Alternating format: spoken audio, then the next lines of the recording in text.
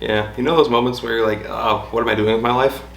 This isn't one of those. I get to drink coffee from my Star Wars mug and talk about James Bond for charity. I'm actually pretty happy right now. Also, I know I probably mentioned it during the stream, I apologize for the scruff. I'm trying to grow it and trim it for a Halloween special I'm doing. So hopefully it works out and hopefully it's not too distracting. Because actually I was gonna just chop it all off because we're talking about James Bond and I'm wearing a suit and we're being all professional and I didn't know about this, but well, if I don't have it during the stream, you know what happened. Yeah, I guess we're just gonna jump into it, but we're also gonna have guests later on. That's gonna be a treat for everybody. We were already warned by a few people who wanted in on it that it can be a bit contrarian, and I said, you know what, that's fine, because I'm sure people will not like my number 3 pick.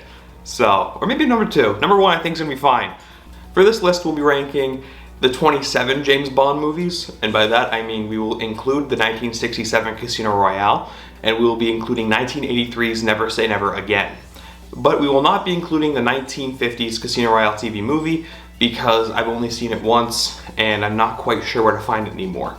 It's probably on YouTube and I could have just found it and watched it for the video, but I don't know if I can really, I don't want to say I can't trust YouTube, but at the same time, like, you don't know if this is gonna be the whole thing, so. All right, starting out the list at number 27 is the most recent Bond outing in No Time to Die. The box is real shiny, maybe let's do this. There you go, that's better. It was nice having Bond back, it was, but they killed the man. And if you know me, you know I love the Bond series because it's fun, escapist bullshit, pretty much. This movie doesn't play into that. It plays into, life happens, you're gonna die one day. Maybe you'll have kids. I love James Bond finding a way out. Also, the villain of Safin, if anybody were to kill James Bond, it would probably be Blofeld. Not this Blofeld, but probably Blofeld, Alec Trevelyan. So I don't know what prompted them to do this. Well, we know what prompted them to kill Bond. Daniel Craig wanted it. Daniel Craig works a lot with Rian Johnson. Rian Johnson made The Last Jedi. The Last Jedi tore the fan base apart in Star Wars. I did not want this to happen with No Time to Die, and it didn't really. People are, at least mostly from what I've seen online, people don't like No Time to Die. Because, like, not because of the ending, but people don't like the ending. And I'm also not a big fan of the title song. But also, after I saw the movie in theaters, I did buy the soundtrack. Because it has some of the best Bond themes in the Craig era, in the series. It's amazing. And I wish we could have gotten a better title song. It makes me sad. It's one of the best soundtracks, and it makes me sad. Because I actually forgot. I don't have a copy of the movie with me, so that shows you, ooh, he's not a fan of it. Quantum of Solace. I actually rewatched this recently. This was gonna be higher on the list, but I rewatched it recently, and I have a lot more grabs with it than I remember. Mostly because, like, when I saw it in theaters, I was like, oh man, it's back to, like, old Bond. It's goofy and fun, and I watch it now, and I'm like, this is just boring. But, you know, what was also written during a writer's strike? Dr. Horrible.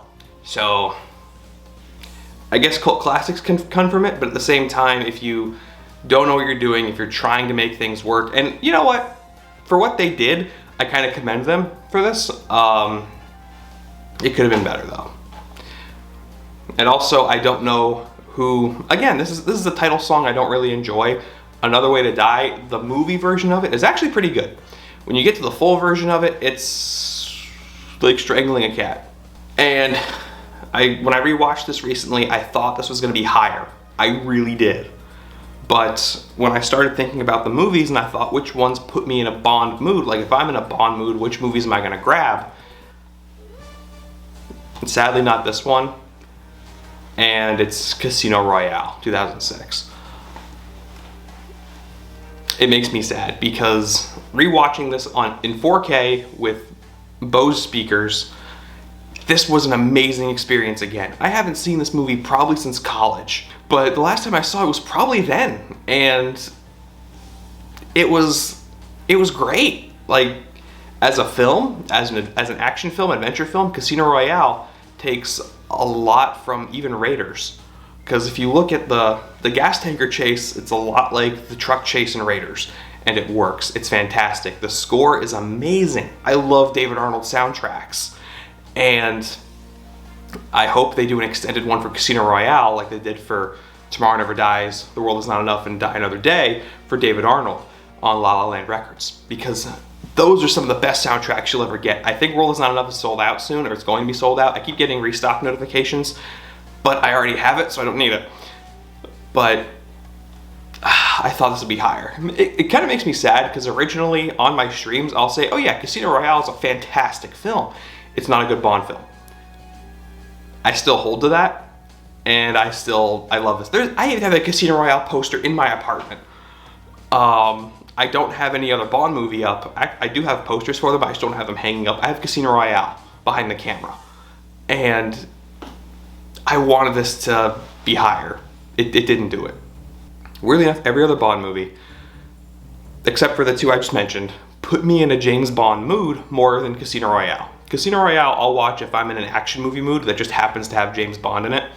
But for James Bond, I'll reach for A View to a Kill before I reach for Casino Royale. And I would be remiss to not mention it has the best pre-title song. It does. It has the best title song in You Know My Name, because at this point, you do know his name. He's James Bond. He doesn't know anything about it yet. He's already a baby. A View to a Kill. I know, I'm shocked this is above Casino Royale. Jesus, Casino Royale too. But when I watched this recently, I was like, oh, that's classic Bond. Classic. There's so many things in this movie that are not even referenced later on, but like are poked at later on. Like, mostly in the video games. You have GoldenEye Rogue Agent. They have the Golden Gate as a playable level because of A View to a Kill. You have Max Zorin playable in Nightfire, along with Mayday. Mayday's playable in GoldenEye. And you have the entirety of Everything or Nothing revolving around Max Zorin's like best friend or whatever, his student. So, A View to a Kill is better than Casino Royale in terms of James Bond because of the legacy, which kind of makes me sad. I don't know what else to say about it. Bitchin' title song. Skyfall. Rewatching this recently, it left a bad taste in my mouth. Probably because in Skyfall, I remember this even when I was in the theater at like 13 years old. It felt a lot like The Dark Knight. And now that I'm older, it is The Dark Knight. And it still has a lot of good things going for it. The soundtrack is, like, the soundtrack for a lot of these movies is fantastic. I don't even know why I mention it anymore. But Thomas Newman really brings his all here. The title song, Skyfall, I wasn't a crazy big fan of when I was younger. I actually hated it. This is where I thank Letterboxd, because I went back to my reviews of the movies, and Skyfall, where I enjoyed some of it, a lot of it just felt kind of unnecessary. I could be wrong. I know a lot of people that love Skyfall, and more power to them. But for some reason, I can't get behind this one anymore. Maybe I should watch it again. Diamonds Are Forever. Now for this one, I don't have the individual box, because back when I was collecting these on Blu-ray, the Connery movies were pretty expensive. Like really expensive for some reason individually. So when you get the box set on Blu-ray, it came with digital codes, whatever, it was like 15 bucks. As opposed to about 15 individual Blu-rays. 15 for each individual Blu-ray. So, yeah, Diamonds Are Forever. I don't know what else to say about Diamonds Are Forever. Because Diamonds Are Forever, I'll watch it and I'll be like, what the fuck did I just watch? It was the Bond movie that was on TV all the time. This and The World Is Not Enough were on TV all the time. There's a lot of Diamonds Are Forever in James Bond advertising. Mostly that one shot where Bond takes the grapple gun and aims it, because that's in so many trailers.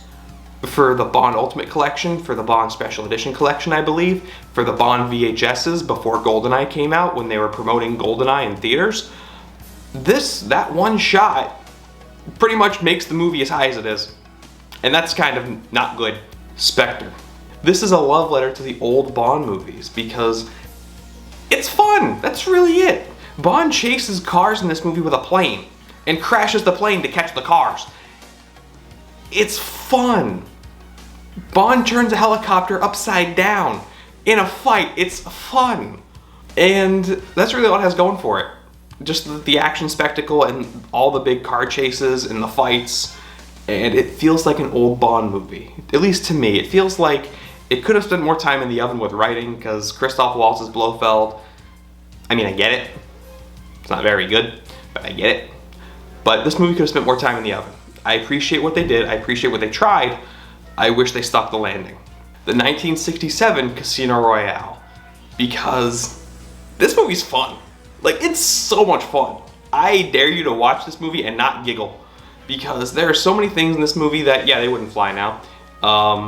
But it's classic 60s comedy. Like, I don't think it's up there with Producers in terms of like, haha, make me laugh so much. But if you're a James Bond fan, you'll get it and you'll appreciate it. Especially in the 60s, when all they had to work off of was Dr. No, From Russia with Love, Goldfinger, and Thunderball. Because this came out the same year as You Only Live Twice. In Mad Men, there's actually a scene where Don goes to a movie theater, I think with Peggy, and you can hear the trailer for Casino Royale playing in the background. Like, on the screen, you can hear it. Because Peter Sellers signed on to this, I believe he signed on to it because he was told, hey, we're doing a James Bond movie. Sean Connery doesn't want in, do you want it? And he thought he was really playing James Bond in a serious film. And then he found out it was a comedy. Which I believe also, in the documentary on the disc, it actually has like a full documentary. And it's really cool because you'll see one of the producers went to lunch with Sellers and was trying to remedy the situation because they've already shot so much of the movie. And they're like, hey, please come back and finish the film. And another one of the producers or the casting director, I don't know, he came over and started talking shit about Peter Sellers because he thought Peter Sellers was Woody Allen. And Woody Allen is also in the movie. I believe he plays Jimmy Bond, Live and Let Die, where you like, oh, everything, like a lot of things come from this movie that are in the video games, the books, future movies. A lot of things work, which is why when Spectre came out, or at least when the poster for Spectre came out, I personally thought they were remaking Live and Let Die. I thought they were going to make it in the style of the book, but no, that was just one scene in the movie where Bond wears the mask, and that's it. But Live and Let Die, I know it has a very special place in the hearts of some of our viewers. I think it's one of Wolf's favorites. There we go. I know English. And it's so much fun. The thing holding Live and Let Die back, the one thing that I'm like, okay, this can go in the bottom half of the list, is the boat chase. Because I know the boat chase is supposed to be the big action sequence of the movie. It just goes on way too goddamn long. Like, I can't count how many times I've watched the movie and I've really been into it. And then when the boat chase happens, I'll turn it off. Like, I will just sit there, say this is going on for too long, and turn it off. I wish they cut it down. I understand why they didn't, because they got all the boats. Might as well just use them. But they could have worked on this a little more with that. Next, we're gonna do a double pack here, mostly because they're in the same box again. And that's Thunderball and You Only Live Twice. As I've gotten older, both of these movies have climbed up the list. You Only Live Twice, you have the volcano lair, Blofeld's big reveal, Bond, well, trying to sneak onto the island, and Bond losing a love in this movie, much like the movie after. But You Only Live Twice, for some reason the pacing also bugs me a lot like Live and Let Die. And I don't know if it's because I'm getting old and I don't have a lot of time to just devote to like, pacing. But at the same time, I played Red Dead Redemption 2 on stream for like 50 hours. So I have time. But You Only Live Twice, it could have been trimmed down a little bit. I think that's what could have saved it for me. It gives Spectre this larger-than-life bad guy feel, which is what they were going for. And it's goofy, but it's fun. Same with Thunderball, because in Thunderball you have Largo as the main villain. And it's a setup to meeting Blofeld. And it works. In Thunderball, you really see just how evil Spectre is. You got a hint of it in From Russia with Love and Dr. No. But in those movies, Dr. No, he was mostly the villain of the movie. He worked with Spectre, but he wasn't like Mr. Spectre. He wasn't Blofeld.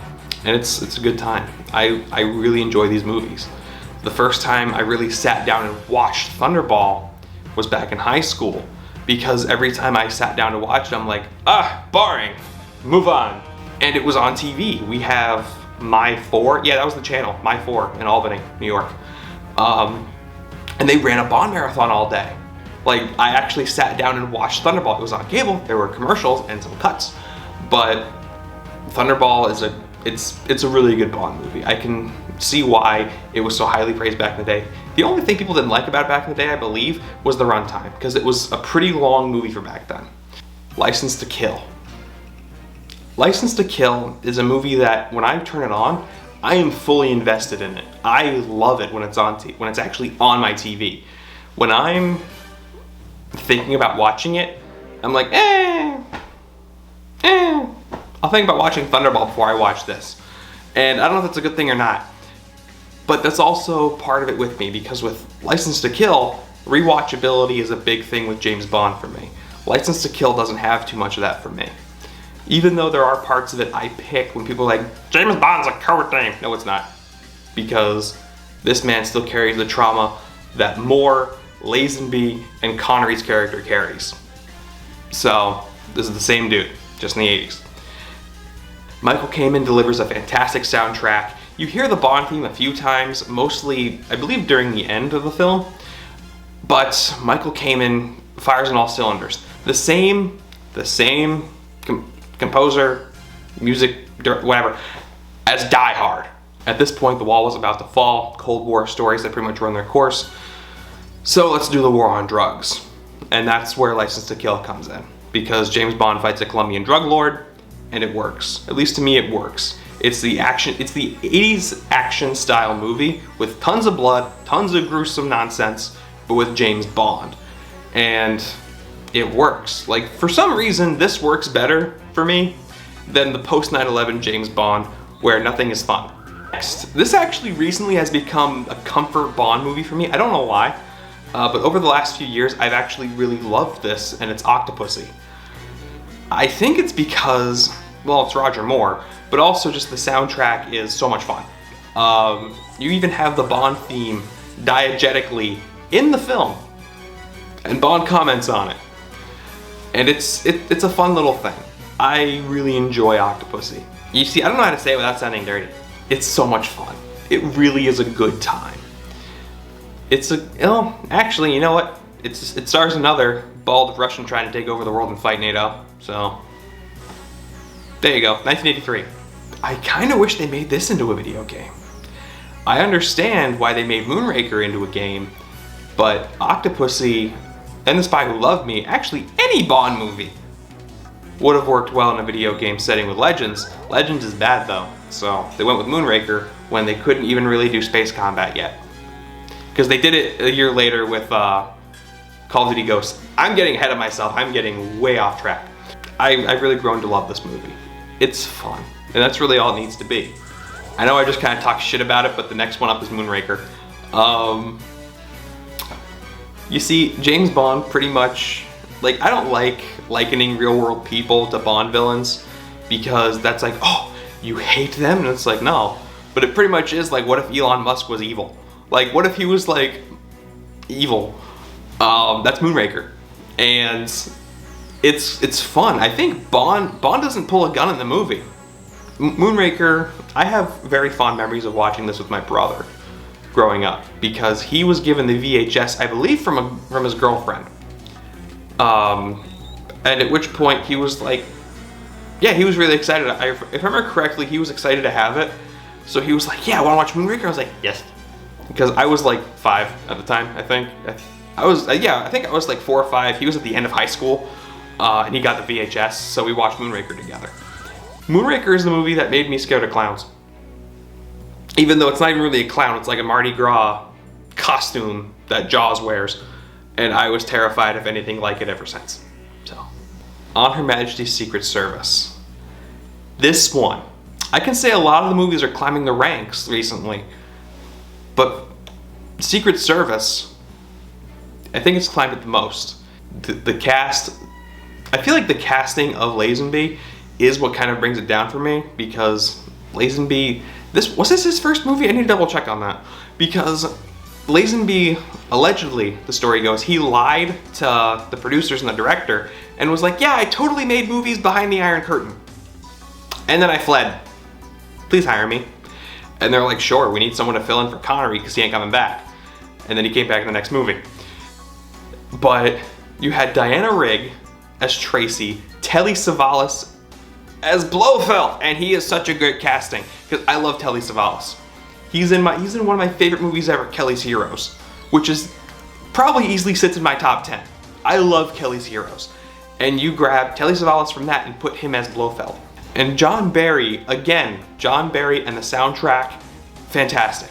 And you can actually hear the inner workings of the not Fear Eyes Only, On Her Majesty's Secret Service theme in the original trailer for The Incredibles. Because originally, I believe Brad Bird, the original director, like the director of The Incredibles, wanted John Barry to do the soundtrack. So if you go back and watch that original teaser where Mr. Incredible is struggling to fit into a suit, you'll hear the chord progression of On Her Majesty's Secret Service, only for it to change at the end. The whole plot of Secret Service, it works for Secret Service. And fun fact, this is a Christmas movie. This happens on Christmas. So if you're looking for a Christmas movie with James Bond, there's one other Christmas movie with James Bond, but this movie takes place on Christmas. Next up is Fear Eyes Only. I had a love-hate relationship with this movie growing up. You had Live and Let Die, which was serious, Golden Gun, goofy, Spy Who Loved Me, serious, Moonraker, goofy. And then A View to a Kill was goofy, Octopussy was goofy. Those are the exceptions. But those are the last ones. Fear Eyes Only, I grew to love as I grew up. This was, again, near the bottom when I was younger. Because I didn't like the characters, I didn't like the plot, I thought it was too hard to follow. I was dense because I thought Living Daylights was easy to follow. I love the soundtrack. I will talk about the soundtracks forever, but this one is done by Bill Conti. You may know him as the composer for Rocky, but also it is the funkiest gun barrel you will ever hear in your life. Hopefully I can play it without getting copyright struck. But that is the goofiest, the funkiest gun barrel that you can dance to with Goldfinger. I watch it a lot, like I do. If you look at my letterbox and you're like, what movies does he watch a lot of? It's Goldfinger. Goldfinger's probably the movie I've watched the most since I moved into this apartment. I don't know why. Part of my apartment things that I look for is, can I see myself sitting on a couch watching Goldfinger? I'm not kidding, that is actually a thing I go for. Can I see myself sitting here watching Goldfinger? And this apartment I did many times. And I love it. Again, this is part of the Connery time where buying the box set was only $15, but buying them individually was $15. It kind of started the spy craze, I suppose, because to me it's more From Russia with Love, but I can see why people point to Goldfinger being the gold standard for Bond. Again, I don't want this to run too long. Damn it. Alright, yeah. Oh my god, I can go on. Well, like I said earlier, I thought this was an easier movie to follow, The Living Daylights. Ever since middle school, I've really had a soft spot for this movie. I enjoyed it. I really enjoyed it. Now, Timothy Dalton's first outing as Bond, I don't think it's spotty. Also, with John Barry's last soundtrack of the franchise, this film goes hard. Because Hercules Takes Off, I think, is one of the best tracks in all of James Bond. And it really is it's an instrumental of the Aha Living Daylights track. He shows so much emotion in this movie. And it's interesting to see, because following A View to a Kill, there wasn't really a lot going on in that movie for James Bond to show emotion. But in this one, Bond shows it, and it hits him hard. If there was ever a James Bond that I would be like, this guy has emotional range, it would be Dalton in Living Daylights. Which is hard to say, because my favorite actor has not even appeared yet. We're going back to Connery for this one, and we're gonna go with From Russia with Love. The video game made me a big fan of the film. Even though the video game did not have a lot to do with the movie, it took a lot of liberties because they made a 1963 movie into a 2005, I believe, video game. You had to put more action into it and make the runtime longer. And they did. But the movie is still worth watching. I remember watching this movie the first time with the 2005 Spike TV Game Awards. Because if I remember correctly, I could be wrong, but I remember it was Kingdom Hearts, Resident Evil 4, and From Russia with Love. Those were the main runners that year. From Russia with Love, this is what I think is classic Bond. This is a Bond movie I would watch at my grandmother's house because I never watched the whole thing at my grandmother's house, but she always had on Sean Connery or Pierce Brosnan. And probably because it was the Scotsman and the Irishman. This is fantastic.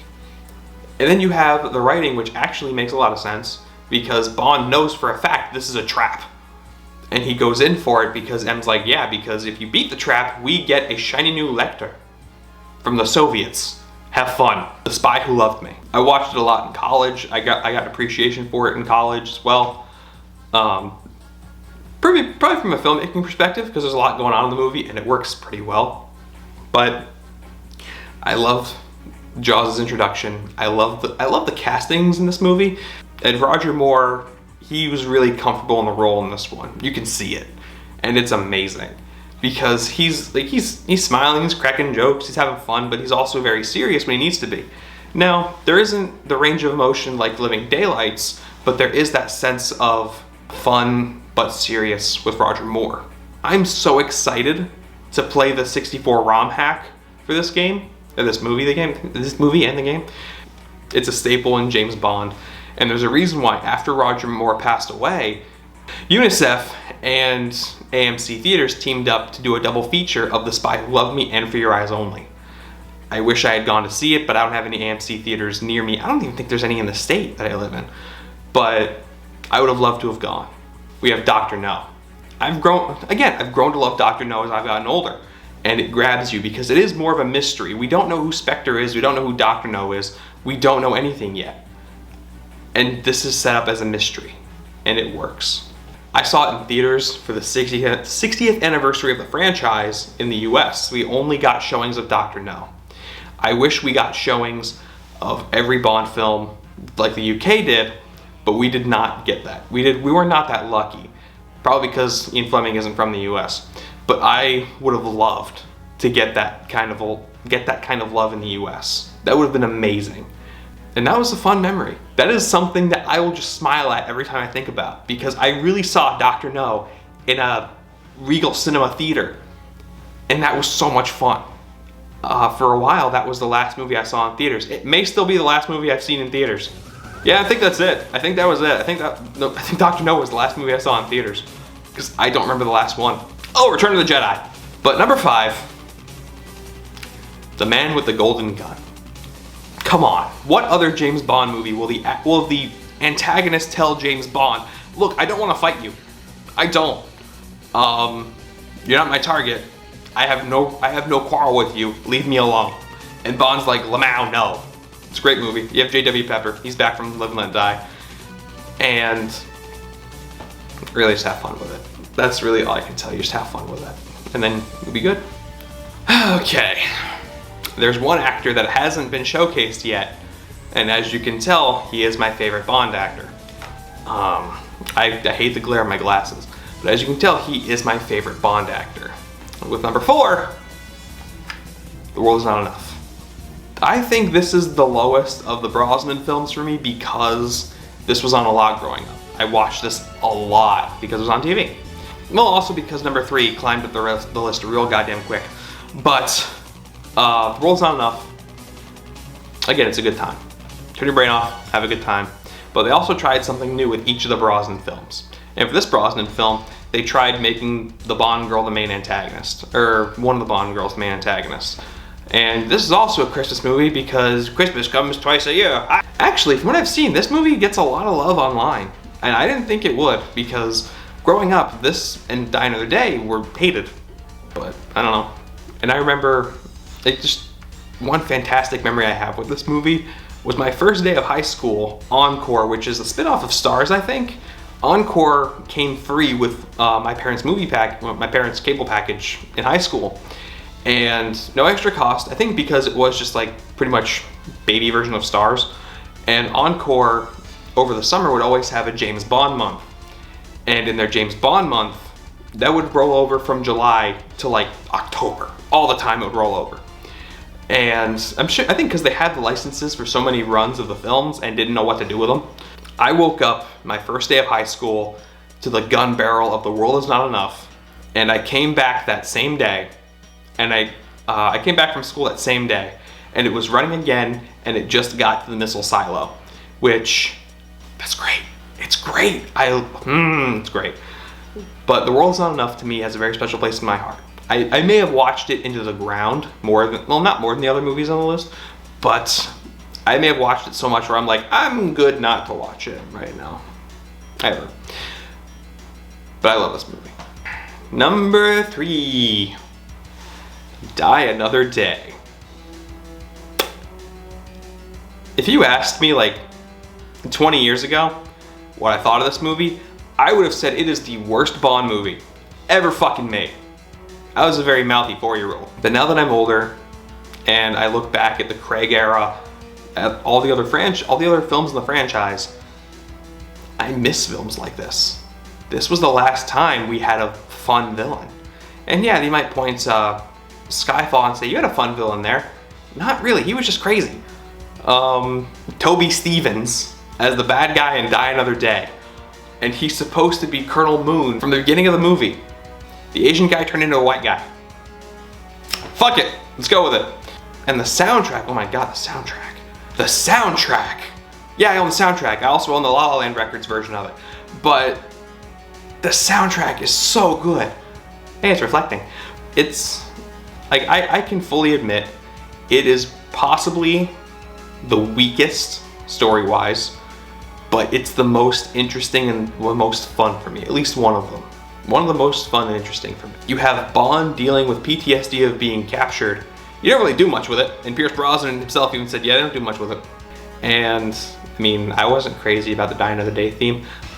Whoever edited that RE4 video was, I thoroughly enjoy Die Another Day anymore. I'll throw this on more often than I used to. Even when I'm reviewing this, like watching all the movies again to review this, I thought this would come in like 12, 11. No, number 3. Number 2, Tomorrow Never Dies. And I would be remiss to not immediately mention the soundtrack, because this is my favorite Bond soundtrack. This is my favorite Bond soundtrack. It's so good. This is James Bond, and it's a mixture of classic James Bond and Pierce Brosnan's James Bond. By that, I mean Pierce Brosnan, he really goes for it in this movie. The opening 10 minutes, I dare you to not feel something during that. Mostly adrenaline. And the music during that, oh my god, the music. I can mention the soundtrack forever. I need Barb to watch this so I can just talk about the soundtrack with him. Because you take a look at one shot in this movie, I'll try to put it behind me. James Bond sitting alone with a bottle of vodka. His tie's undone, his gun, he's like takes out to put the silencer on because he knows someone's coming for him. And that he did that in Dr. No. But in this one, it's because he fucked up. In the very beginning of his investigation, he pretty much tells them, I'm a spy. And in the event you find yourself either in possession of the DVD or the Blu-ray, there is a way. In the special features, you can turn off dialogue and sound effects and just listen to the film, just watch the film rather, with the soundtrack. If you have any kind of speakers you want to try out, I recommend it. But there's only one movie in the franchise that beats it for me.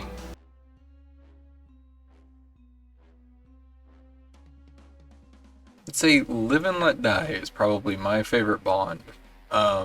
There's so much character going on, and the setting of the American South gives a kind of a interesting edge to Bond, especially during the time.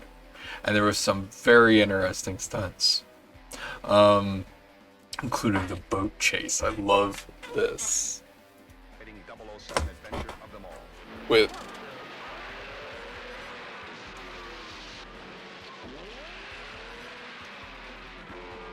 beautiful.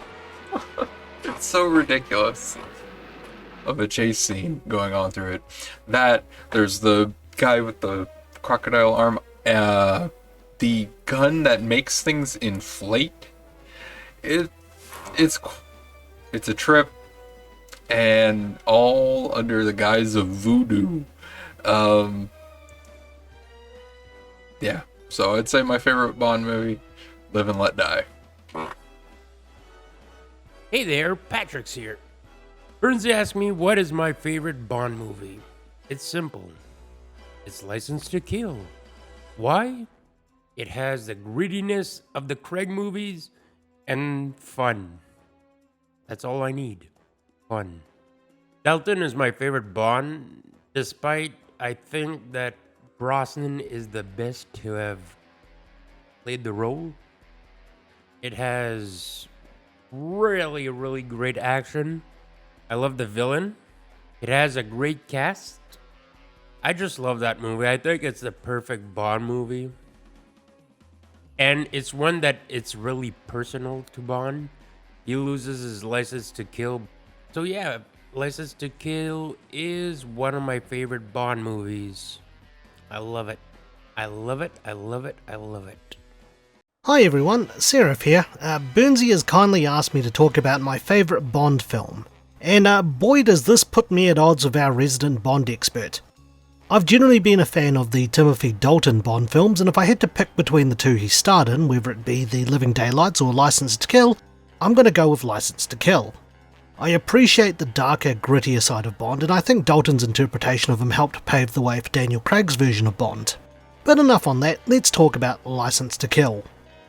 License to Kill, or if you want to go by its originally planned title, License Revoked, is a gritty revenge story. The movie is the first in the series to be filmed entirely outside the UK, as well as the first film not to use the title of one of Ian Fleming's stories. It instead uses parts of his stories to inspire the overall plot. The key ones being the marine warehouse being used to smuggle drugs, and Felix Leiter getting mauled by a shark being pulled from the novel version of Live and Let Die.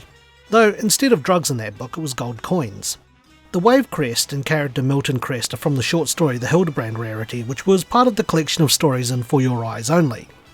I think Dalton did a really good job as Bond, both physically and emotionally, and License to Kill has Bond chasing after drug lord Franz Sanchez after he attacks CIA agent and friend Felix Leiter and his wife Della in retaliation for Felix and Bond capturing him at the start of the movie. An example of the emotional impact I liked was a scene where Della gives Bond her garter before he leaves for the night. Bond was clearly feeling uncomfortable, and it really hits home when Della mentions that the person with the garter would be the next person to get married, in which you visibly see Bond feeling pained before leaving. The conversation reminding Bond of his own short-lived marriage. This is also unfortunately the last time Bond sees Della alive, as Sanchez's men would soon kidnap Leiter and horribly injure him by feeding him to a shark and killing Della. Bond decides to pursue Sanchez to avenge Leiter and his wife by refusing orders from M to leave the country and having his license to kill revoked and becoming a rogue agent as a result. Bond's revenge is fueled further when Leiter's friend Sharky, who was helping Bond investigate Sanchez, gets killed by his henchmen. Bond's pursuit takes him to the fictional Republic of Isthmus with the help of DEA informant and pilot Pam Bouvier, who, let's face it, is incredibly instrumental in helping Bond stay alive as well as completing his mission, even if she was partially responsible for foiling Bond's plans to assassinate Sanchez early. The movie has some pretty cool action scenes, such as the one at the start where Bond descends from a helicopter in order to hook a plane while both aircraft are in mid-flight, to the action-packed sequence at the end where Bond is dropped off on the back of a fuel tanker by a plane piloted by Pam in order to foil Sanchez's plan, since the drugs are mixed in with the petrol stored in the 4 fuel tankers. The stunts, the more action-orientated and the darker revenge story of the movie is what really got me into it, and I'm a sucker for an engaging story. I also enjoyed playing the video game based on the movie on the Commodore Amiga growing up, even if I was bad at it. I am really sorry for dragging this on a bit, but I do hope that you actually learned something new about License to Kill and why I hold it in regard as my favourite Bond film. Thanks again, Burnsy, for the opportunity to let me talk about this during your charity stream for Toys for Tots. And for those in the audience who are watching, whether you've donated or not, thank you for supporting Burnsy in this charity stream. It really helps, and it all goes towards a good cause. So, thanks for listening in, and I hope to catch you guys around.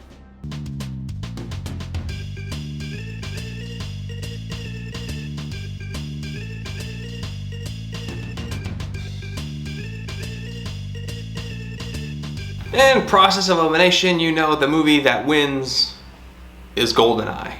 I'm not crazy about this cover art. They use principal photography for some of these cover arts, and they're like, let's just do that. And I like the DVD version better. I'll put it behind me if I can. GoldenEye, GoldenEye, GoldenEye. If I were to rank like my favorite movies ever, GoldenEye would probably come in at like number 5. It's damn close to the top. Casting. Pierce Brosnan as James Bond. The man was born to play the role. He was wonderfully cast. He should have been cast earlier, but if he was, we probably wouldn't have GoldenEye. But with Pierce Brosnan, you have Isabella Scorupco playing Natalia, who is actually pretty fucking competent. Sean Bean as Alec Trevelyan.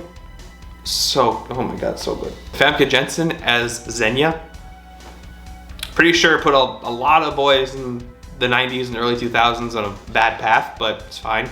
You also have Boris Ormov, and the cast of everybody. Robbie Coltrane as Valentin, who's also in The World Is Not Enough, is possibly one of the best side characters in the Bond movie, because he and Bond hate each other, but he's like, you know what, fuck it, I'll help you. That's really it, and it works. It works incredibly well for that kind of interaction, because Valentin is ex-KGB, Bond is MI6. And GoldenEye also has possibly one of the only villains in the series you can sympathize with. Without this, I really don't think we would have James Bond today. It would have ended.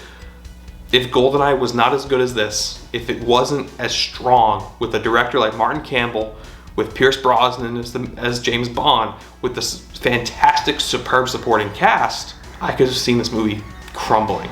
It didn't. It saved Bond. And now we have Bond. And we also had an amazing video game. My favorite video game, in fact. Yes, I know I talk about it a lot. I love the video game. We play it a lot. That's how I look at it. Without GoldenEye, we wouldn't have James Bond right now. Same thing with Dr. No, but mostly GoldenEye. Again, I would like to thank everyone for being here for this. This is a wonderful charity event. I do apologize again that we're doing a Christmas event in October, but that's because Twitch got back to me after we did Easter Seals and said, hey, it can take 2 to 6 weeks for the money to reach the organization. We just want you to know that. I figured if we did it mid-October, I don't know when Toys for Tots closes their doors or sets up shop or finishes, so that they can actually start buying toys and dispersing it and giving money where it needs to give money and things like that. So I figured mid-October is perfect, because after October, or 6 weeks out, we're in the beginning of the Christmas season, officially. And Toys for Tots has the money. Or if it is in 2 weeks, they'll have the money before Halloween, so they'll be able to use that money. I'm sure they'll be able to use it, even now, because Christmas gets pushed closer every year, gets pulled back to earlier times every year. So we'll see how it goes. And we'll kick it back to Bernsey. I hope everyone has a fantastic time at the stream. And I also hope I didn't bore all of you or ramble on too much, because I'm sure I could have done it. So.